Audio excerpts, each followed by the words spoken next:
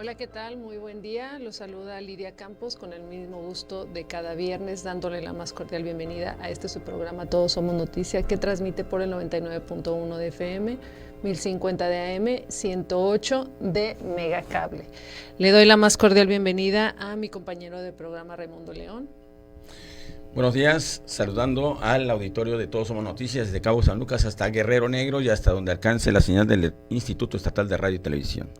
Y bien, ya saben que cada viernes les tenemos un tema y el tema de hoy es la amenaza de los aranceles impuestos por Trump. Y para esto tenemos como invitado al doctor Alberto Torres García, que es profesor investigador del Departamento de Economía de la Universidad Autónoma de Baja California Sur. Bienvenido, doctor. ¿Qué tal, Lidia, Raimundo? Muchas gracias por su invitación. A la amable audiencia, muy buenos días a todos. Y pues bien, vamos iniciando con la primera pregunta para que entendamos y entienda nuestro público qué son los aranceles. Bien, los aranceles son impuestos que pagan las mercancías objeto de comercio exterior, exportaciones e importaciones. Generalmente son aplicadas más a las importaciones porque en este mundo globalizado todos aspiramos a que nuestras empresas nacionales puedan exportar, entonces no se les pone tantas trabas. Entonces entendámoslos como los impuestos que pagan las mercancías de importación. Los aranceles pueden ser ad valorem, específicos o mixtos. Ad valorem es el que vamos a tratar el tema de hoy por la situación con Estados Unidos. Es un porcentaje sobre el valor de la mercancía en aduanas. Específico es una cantidad monetaria sobre una cantidad determinada o una unidad de medida de la mercancía. Y mixto, una combinación de ambos. No obstante, la ley prevé que también se puedan establecer aranceles estacionales durante ciertas temporadas, facilitar el acceso de ciertas mercancías que a lo mejor en nuestro territorio pueden estar escasas, y entonces para que no se alcen los precios por su escasez, equilibrarlas con una cantidad determinada por una estación. Y también cupo. No sé si ustedes recordarán cuando con el presidente Felipe Calderón empezaron a escasear los huevos en el país, estableció aranceles cupo para el ingreso de estas mercancías y que esto estabilizara el precio de un producto tan básico para la dieta mexicana. Y recientemente con la pandemia también se establecieron aranceles cupo para la entrada de artefactos y maquinarias, equipos y también medicamentos para facilitar el acceso a la población.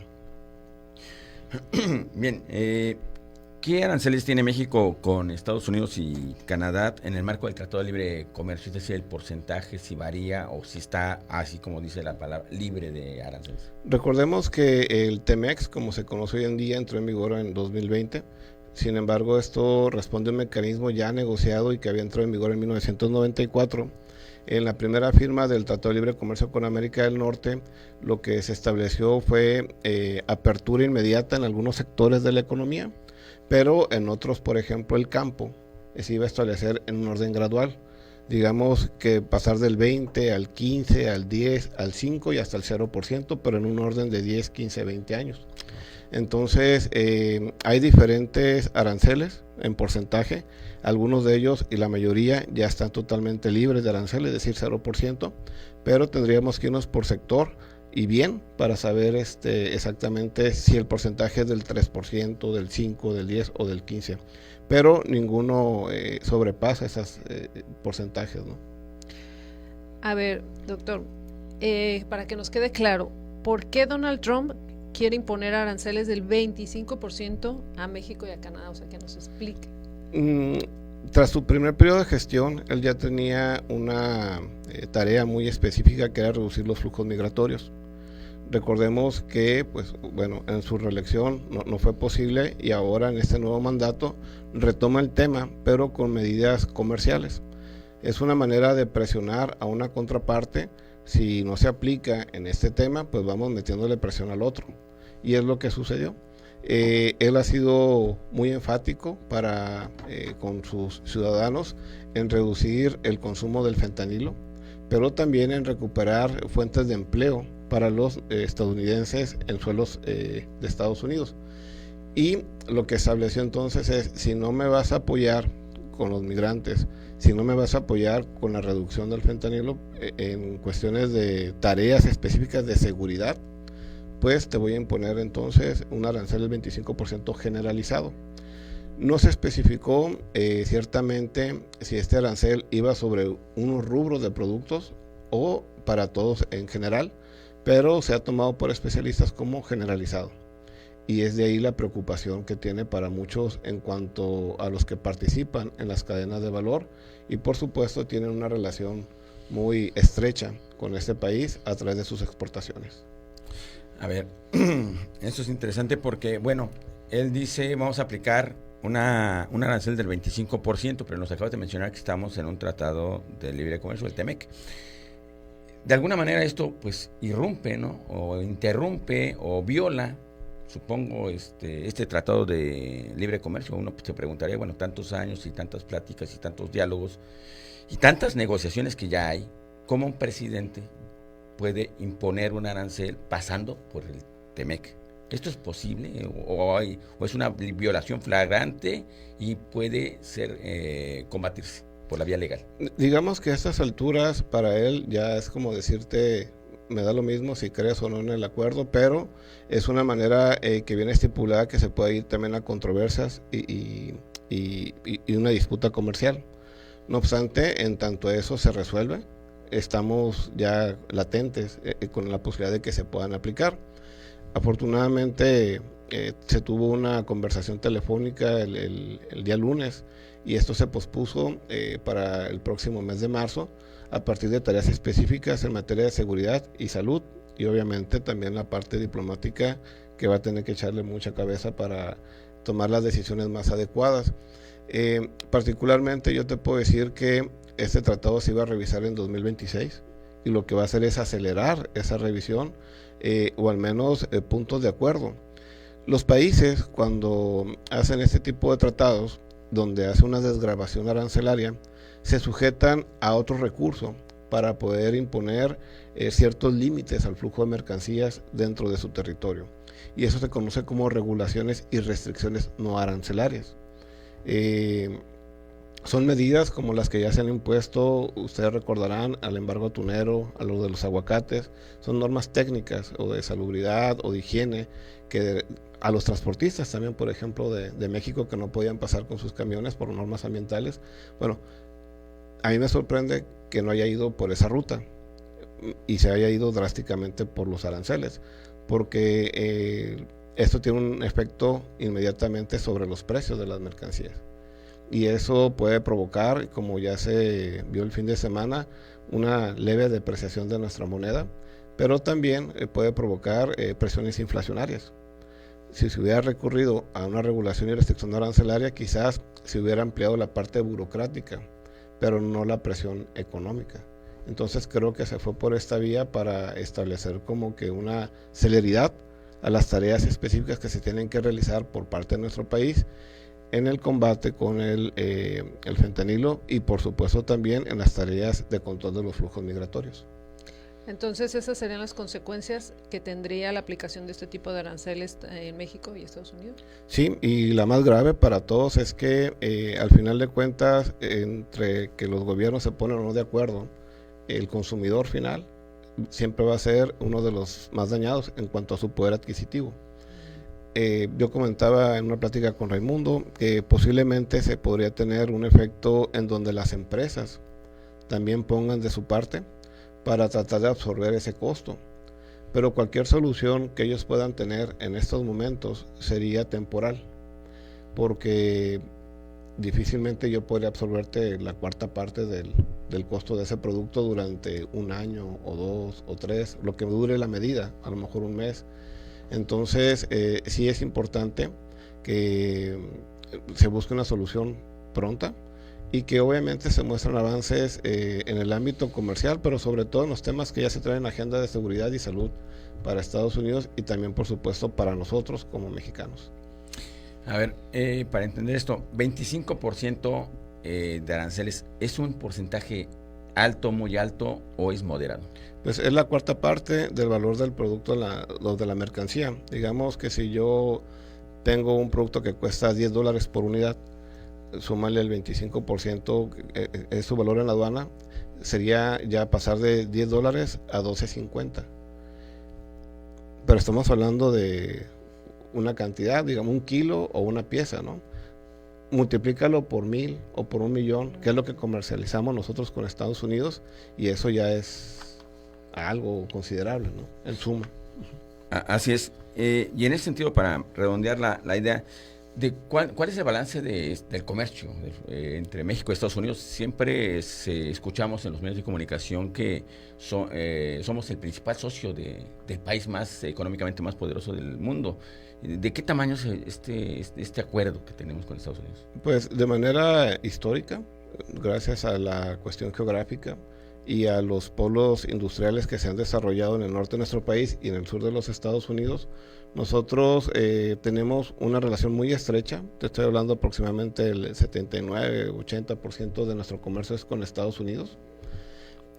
Nuestras exportaciones, el 80% se dirigen hacia ese mercado. Para Estados Unidos, ¿qué significa México en cuestión de importaciones? Es el 15% de sus importaciones. Esto nos habla también de la importancia que tiene, porque a veces se da el comercio intraindustrial dentro de la misma industria y son complementarios.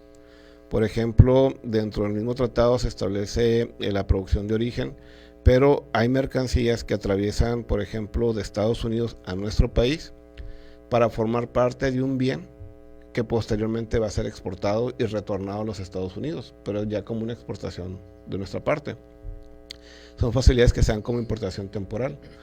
Por ejemplo, nosotros producimos un modelo de vehículo de una marca determinada, no voy a dar marcas, pero ciertas autopartes, refacciones, accesorios son elaborados en Estados Unidos y pasan a nuestro país como importación temporal, libre de arancel y con una agilidad burocrática en materia aduanera también considerable.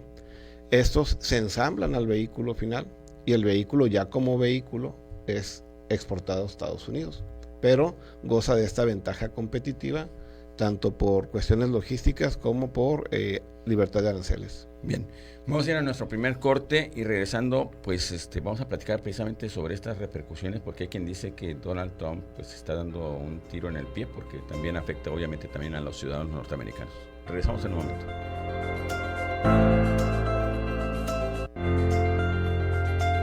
Todos somos noticia, todos tenemos una historia que contar. Participa, en un momento regresamos.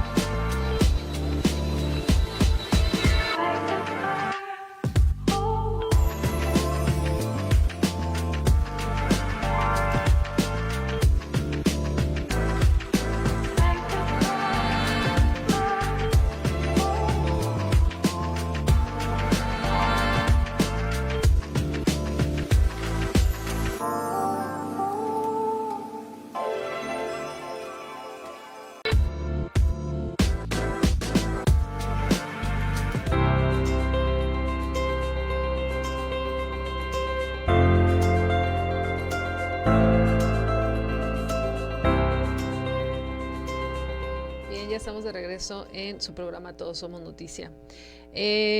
Nos quedamos con este tema de que si afecta o no a sus ciudadanos. De entrada, sí, porque esto nos abre también el panorama sobre el encarecimiento de ciertos productos. Hablaba un empresario mexicano, por ejemplo, en estas fechas que se acerca el Super Bowl, ¿qué pasaría con el aguacate y la cerveza, ¿no?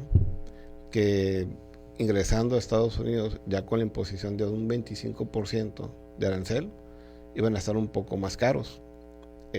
Y obviamente los consumidores iban a verse afectados en su poder adquisitivo, ya sea en cantidad o en libertad de elección. Porque también yo podría decir, pues no me alcanza para la cerveza mexicana, pero puedo tomar una cerveza guatemalteca, ¿no?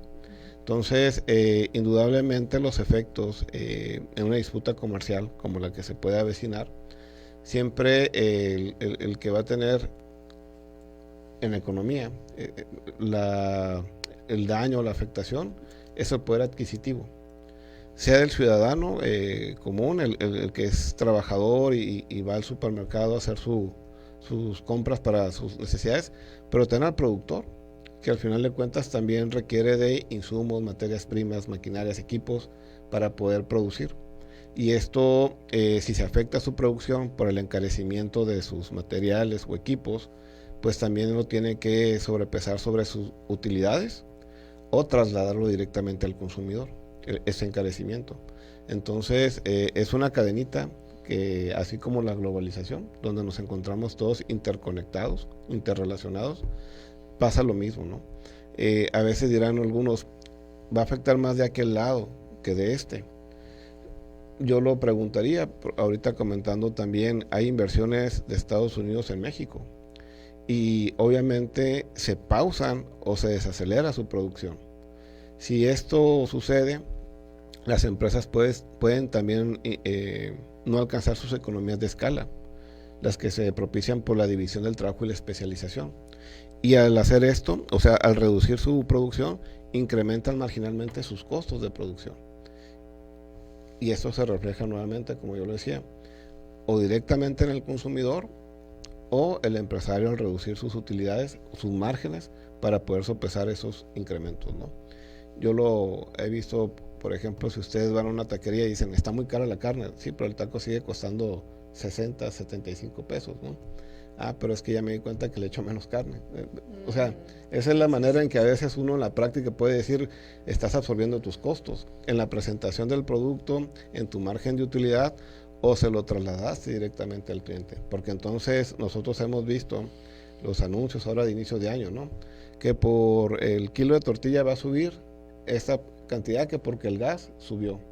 O hemos experimentado incrementos en nuestros costos operativos y nos vemos en la necesidad de incrementar también el costo de este servicio.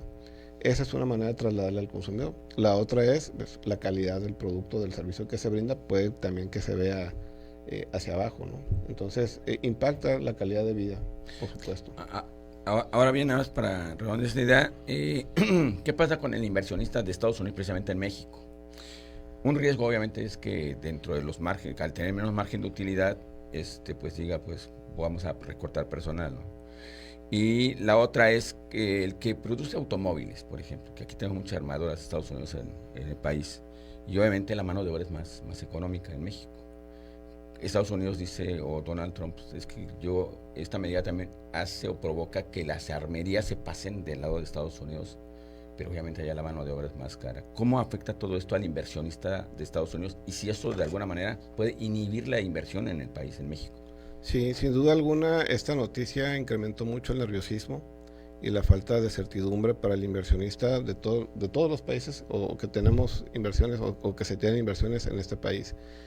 Para el inversionista americano de Estados Unidos, obviamente la decisión en el corto plazo será sopesar estos incrementos, como ya lo habíamos dicho, operativamente y comercialmente, pero en el mediano y largo plazo habrá que estimar si vale la pena continuar con sus inversiones aquí o migrar, ya sea regresar a Estados Unidos o irse hacia otro país colindante a México por la cuestión geográfica, en donde se puedan desarrollar estos productos con los costos bajos que ellos requieren para poder maximizar sus utilidades. Porque la inversión es lo que siempre va a buscar, maximizar sus utilidades. Claro. Bien, profesor, ¿qué se ganó? ¿Qué ganó esta pausa lograda con nuestra presidenta y el presidente Donald Trump este lunes 3 de febrero? ¿Qué fue lo que se logró? Lo que se logró fue no tensar una relación comercial de mucho tiempo. Lo que se logró también fue no afectar a los consumidores y no afectar a los productores. También lo que se logró fue frenar cualquier especulación que hubiese tenido esta situación en los mercados, y que eso provocaría también flexibilidad o ciertas idas y bajadas del tipo de cambio, que también eso afecta tanto a inversionistas como productores y consumidores. Y obviamente lo más, lo más particular es que nosotros estamos en un momento de inflexión, porque se había dicho mucho durante el fin de semana, ¿no? Pues vamos exportando hacia otro lugar. Tampoco es fácil la decisión de exportar hacia otro lugar en un momento como este, por todo lo que hay en cuestiones de retos logísticos. Nosotros, si lo pensamos así, México tiene 14 tratados de libre comercio suscritos con alrededor de 50 países. O sea, tenemos un amplio mercado, pero ya sabemos la dependencia que tenemos sobre el norteamericano. Pedirle a un exportador en estos momentos, por ejemplo, de productos orgánicos del sector agrícola, que cambie sus flujos hacia Europa o hacia Asia, particularmente Japón, por ejemplo, con el que tenemos un acuerdo para el fortalecimiento de la asociación económica, quizás sea un reto para él cultural, quizás sea un reto también para cubrir esos requerimientos de acceso al mercado, y también en cuanto a la decisión del tipo de transporte, porque si exportamos desde Baja California Sur, seguramente las vías que vamos a utilizar es terrestre o aérea. Terrestre para productos voluminosos o de mayor cantidad, aérea para productos cuyo margen de vida dentro de una vez que vaya a salir el consumidor en el anaquel es más corto, pero también es más ligero, porque pues obviamente los fletes en los aviones son caros. Entonces son las dos decisiones: tomarla ya, por ejemplo, mandarlo hacia Japón o hacia Europa. También estos productos perecederos iban a perder sus propiedades o iban a estar en mayores riesgos de pérdidas del propio producto. Entonces no es tan fácil, ¿no? Entonces creo que lo que hemos asegurado por lo pronto ahorita es cumplir una tarea muy diplomática para no afectar a productores, para no afectar consumidores y por supuesto la percepción del inversionista. Bien, obviamente esta pausa pues fue celebrada incluso por el sector empresarial mexicano, ¿no? Por ahí estuvieron en el Palacio Nacional con Claudia Sheinbaum. Y ahí se hablaba precisamente de este respaldo que tiene que haber del sector empresarial y de todos los sectores prácticamente del país hacia la presidenta de la República y a esta mesa de trabajo que va a encabezar Marcelo Ebrard. Y obviamente en Estados Unidos también pusieron su equipo de lujo, ¿no? Entonces sí, va a ser una negociación muy importante, muy intensa este mes. ¿Qué se puede esperar? ¿Qué se puede de esta mesa de negociación? Se pueden esperar muchas condicionantes. Nosotros cuando nos hemos tocado experimentar con una negociación, es difícil cuando el punto central pareciera ser el tema de los aranceles o el tema comercial, pero hay otros puntos que están sobre la mesa que ya escapan de un secretario de Economía. Estamos hablando de la seguridad. Entonces tendrá que entrar ahí en algún punto algún miembro del gabinete facultado o con las atribuciones y credenciales para poder hablar sobre seguridad. También se van a ir sobre el otro lado de la parte migratoria, y los flujos migratorios son multifactoriales. No es solamente la cuestión del empleo lo que nos mueve, sino también otras necesidades. El empleo es una de ellas, el ingreso, pero seguramente también se tendrá que tomar aspectos sociales, y eso ya involucraría también decisiones que propiamente un secretario de Economía no podría tomar. Entonces se espera que también esté el secretario de Relaciones Exteriores y que se pueda trabajar un equipo multidisciplinario para que todos los acuerdos que se puedan ir o que se puedan alcanzar pronto permeen en estas tareas específicas que van a tener que desarrollar. Por ejemplo, vimos un despliegue importante de elementos de la Guardia Nacional hacia las fronteras mexicanas del norte para resguardar o para cumplir con la palabra de fortalecer la seguridad en la frontera. Entonces, si eso va a ser no solamente esta semana o este mes, pues tal vez en seguridad pública estaríamos hablando que se van a requerir más elementos, porque ese desplazamiento que hay hacia la frontera pues deja también desprotegidos otros lugares, ¿no? Si va a ser también sobre cuestiones ya propiamente del fentanilo, pues también la seguridad interior, en cuanto a redadas, búsquedas, todo lo que se tiene que hacer alrededor de esta parte del contrabando, ¿no? Así es como hemos visto, entonces no solamente es un tema económico, sino también un tema de seguridad, de migración, de cuestiones de carácter social, y de eso vamos a continuar platicando ya en un momento más. Vamos al segundo corte del programa Todos Somos Noticias. Regresamos.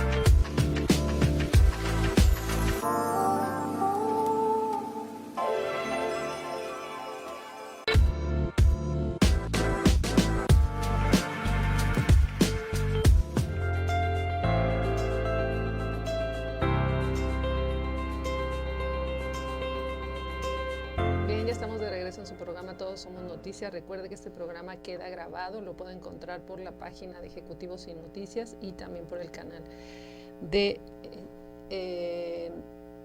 Canal 8.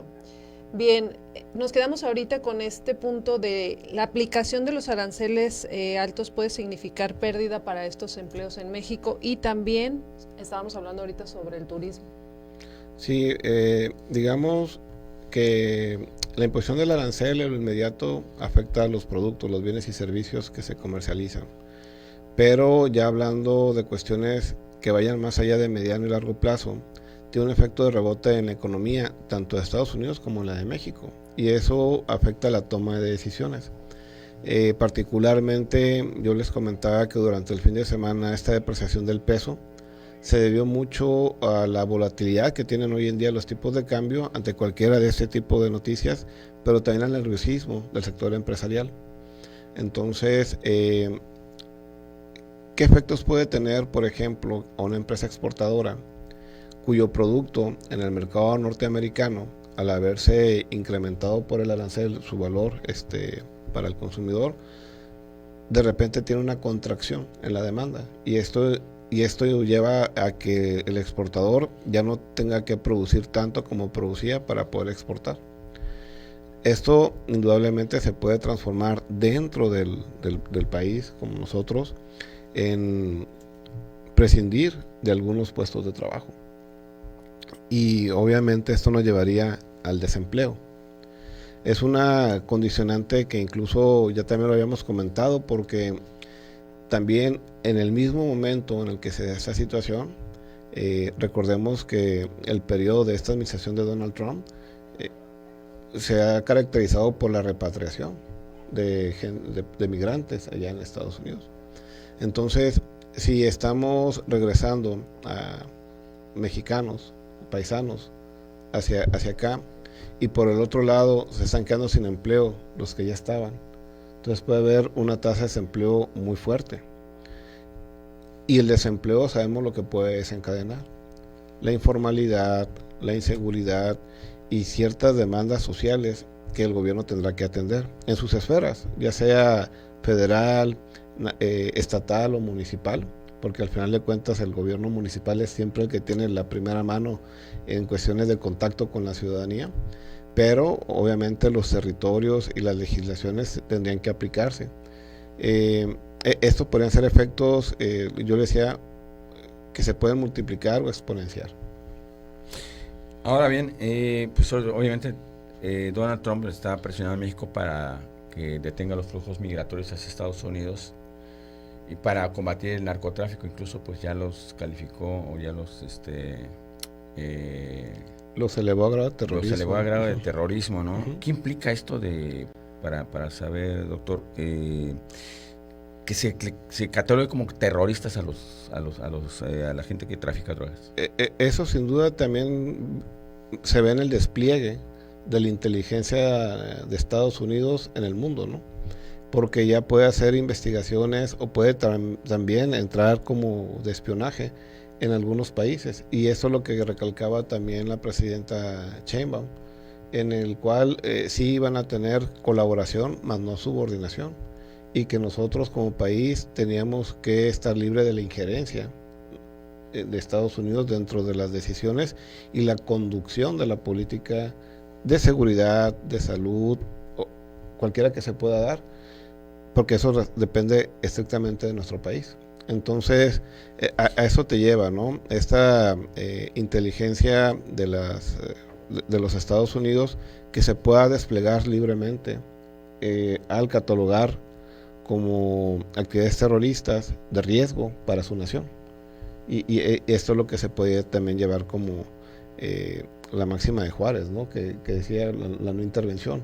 Entonces aquí también podría escapar a esos terrenos la disputa después. Profesor, se anunció una campaña de hecho en México. ¿Se puede aprovechar esta coyuntura y fortalecer el mercado interno? Perdón, otra vez. ¿sí? Sí, que se había hablado sobre una campaña que decía hecho en México. No sé si esto se puede aprovechar, esta coyuntura, para fortalecer el mercado interno. Sí, perdón.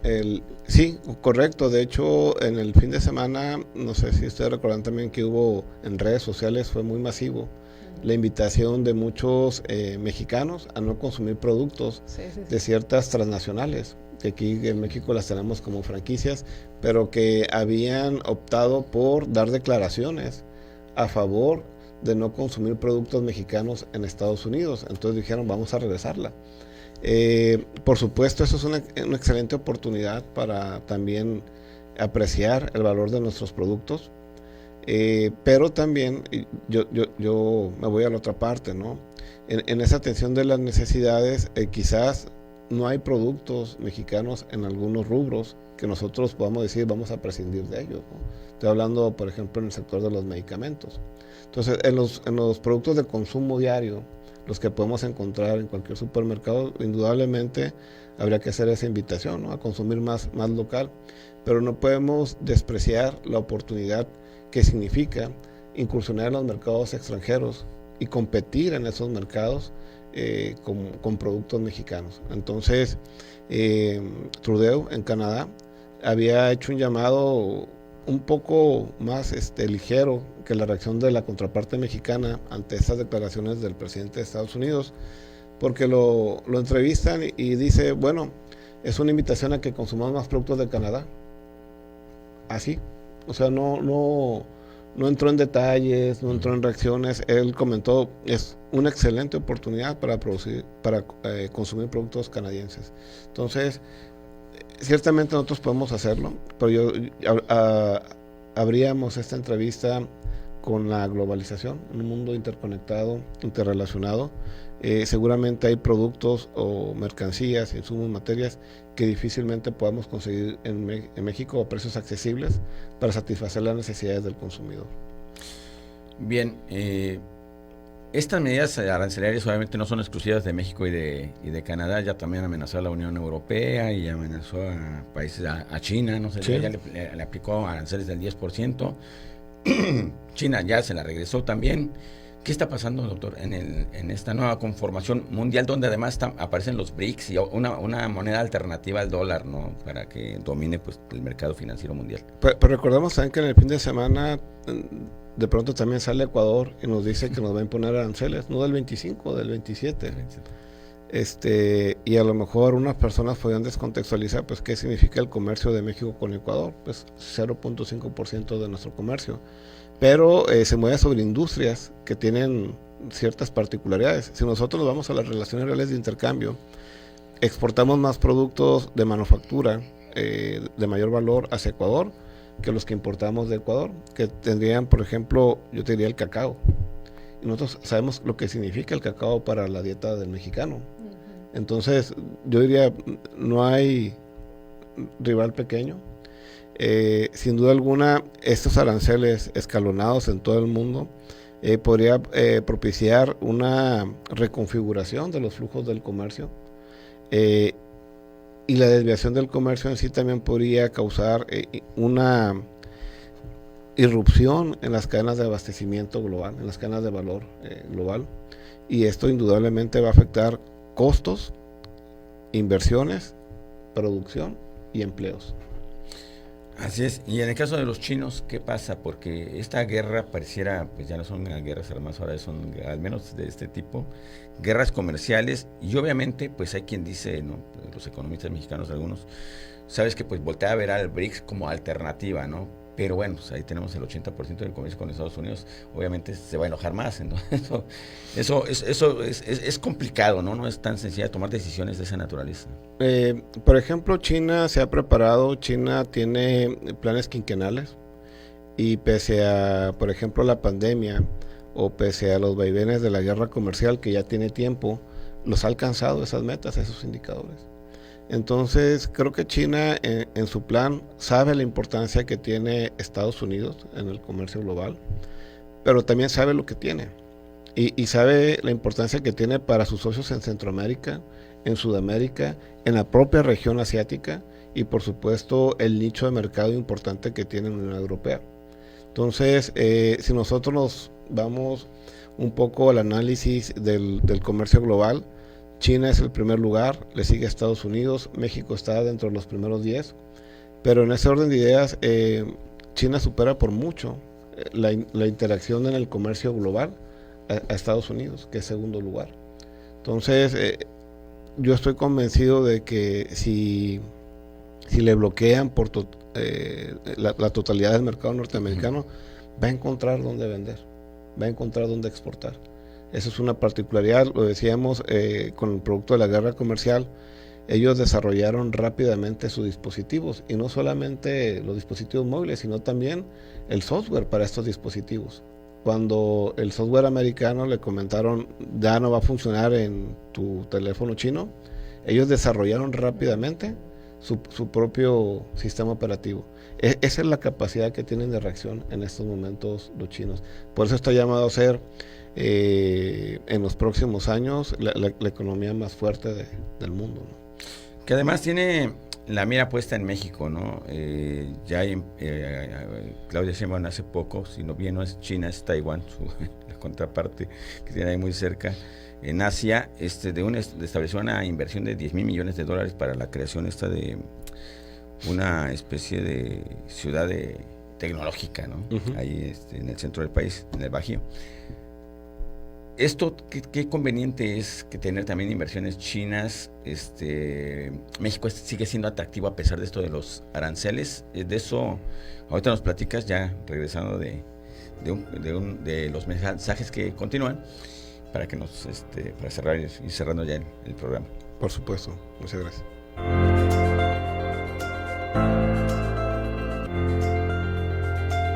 Todos somos noticia, todos tenemos una historia que contar. Participa, en un momento regresamos.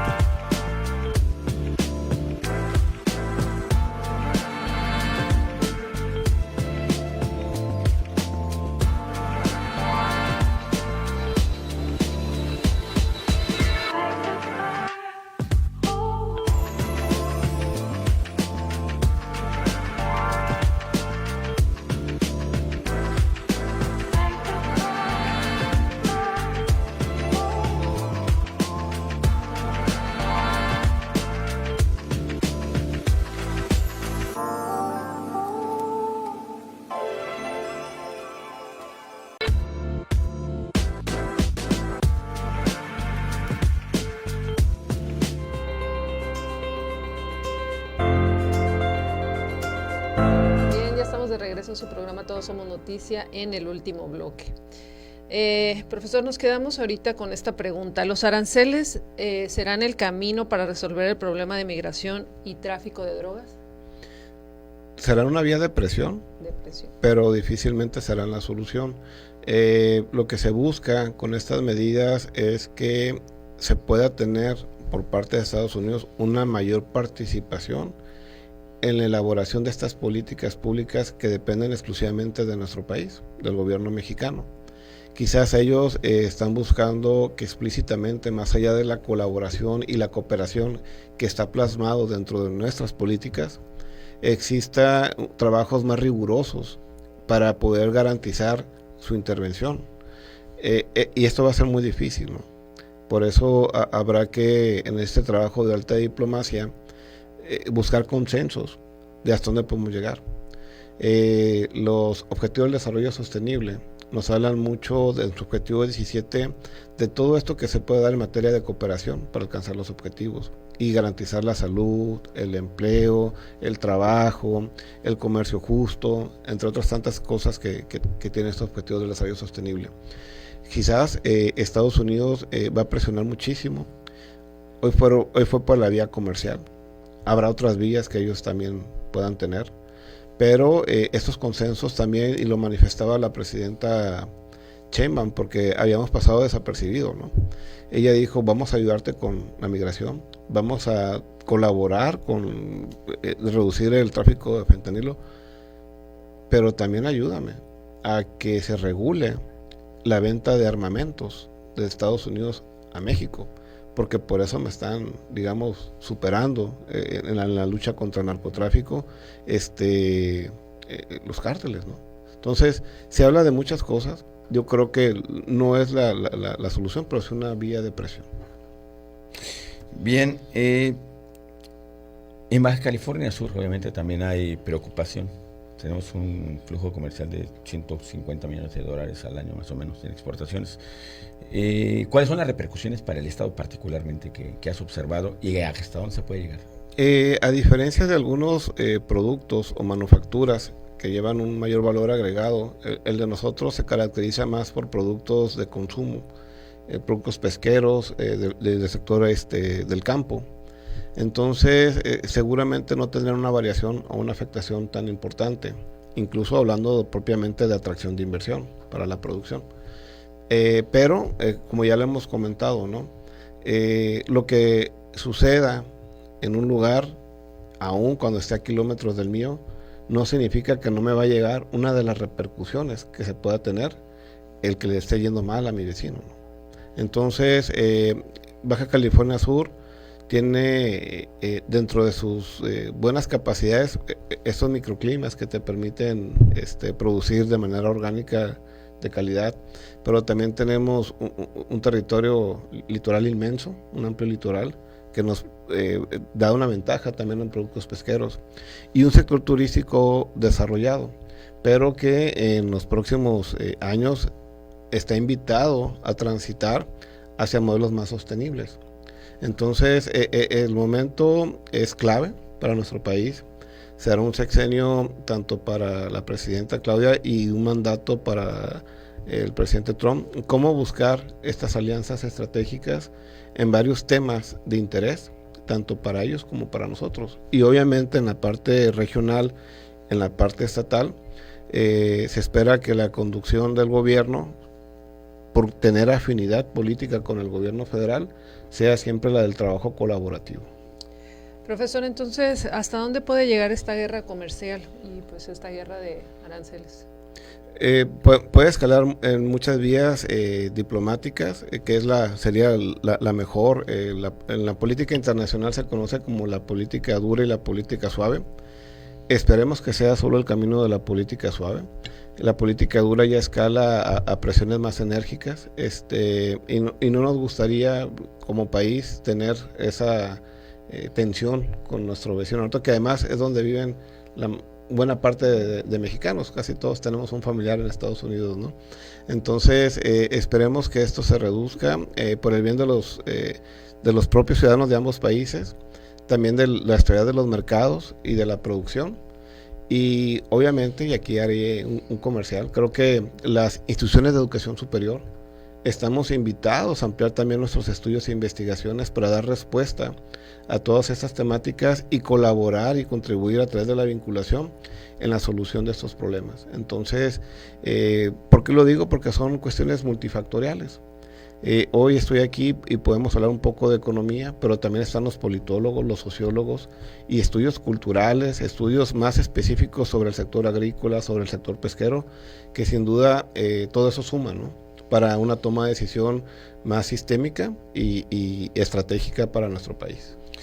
Obviamente, como ciudadano, ¿qué debemos hacer los ciudadanos? Obviamente estar atentos a la información, pero realmente en lo individual, ¿qué podemos hacer? Detener el viaje que tenemos pensado hacer dentro de un mes, cuidar más mi empleo. O sea, ¿qué es lo que tiene que hacer el ciudadano común y corriente?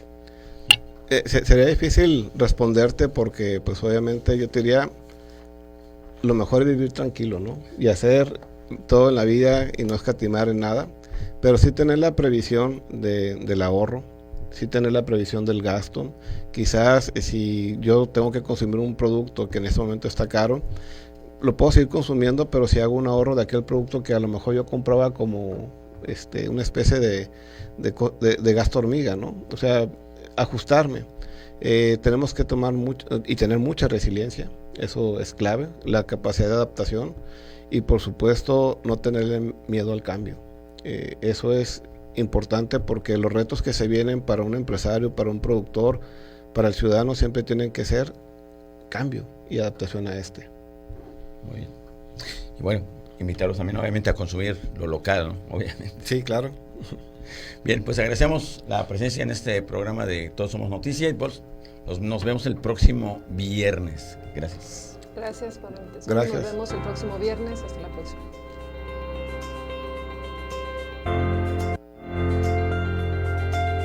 Todos somos noticia, periodismo con responsabilidad social. Los esperamos en la próxima emisión.